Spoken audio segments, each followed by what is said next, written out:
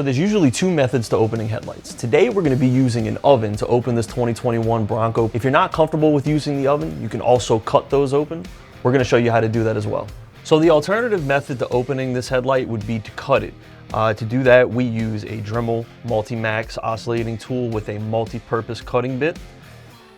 And generally what you want to do is you want to keep the tool right above where the lens meets the back housing, and you want to cut a clean line around the entire headlight, taking care not to cut into the front of the lens and also taking care to stay as far away from the corner lens as possible. So now we're going to go ahead and oven open the headlight.